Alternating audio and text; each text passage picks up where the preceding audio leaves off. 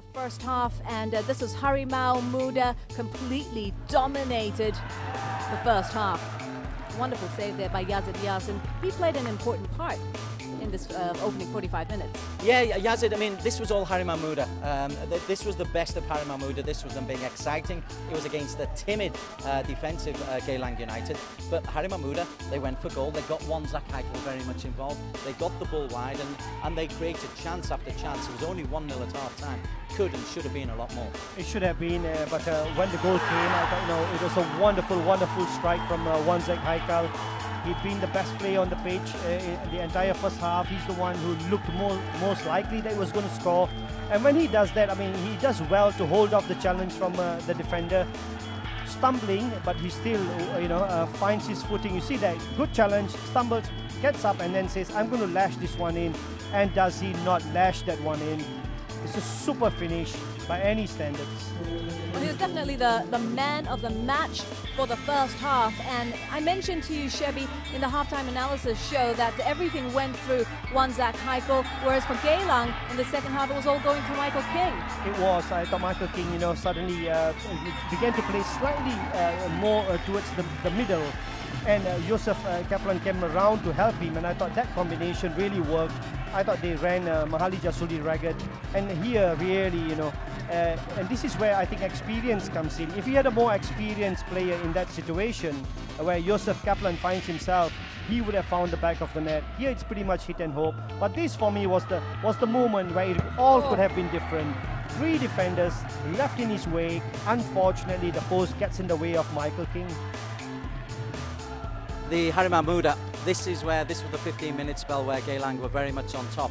And this is where I think you'd be a little bit disrespectful to the S-League and expecting Harimau Muda to actually boss games for the full 90 minutes.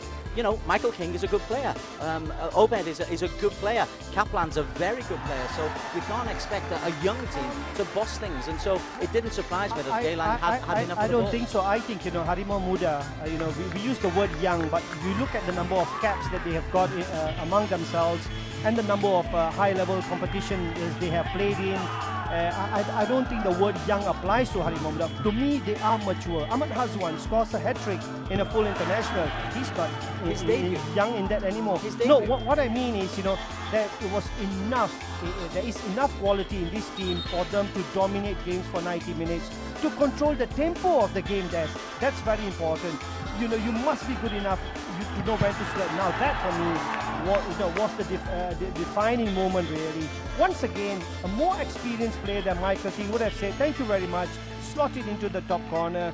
But Michael King hits and hopes, but what a save from Farhan. You see that he actually reacts with his left foot. And then Sarvindran weighs in with a 40-yarder. I've looked at that several times now, and I blamed the goalkeeper at first, but it zips off this turf and it fizzes into the bottom corner. Well, I will look at Yazid Yassin's positioning. He should be standing on his 6-yard. Look at that. I mean, how deep is that? He's allowing Sarvindran's shot to creep in. If it had been 2 steps forward, narrower angle, right hand to the ball, no goal.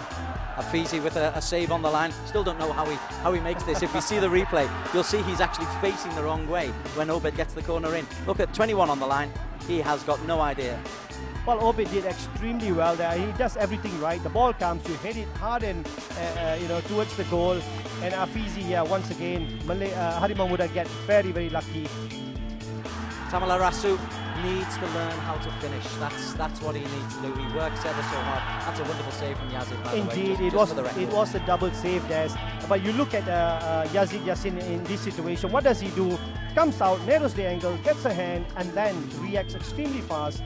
Gets another hand to the ball. So that for me, I thought was lacking from Sarvindran. You know why, Des? Because he didn't expect Sarvindran to shoot from distance for the second goal. And as a goalkeeper, you always expect people to shoot from any part of the pitch.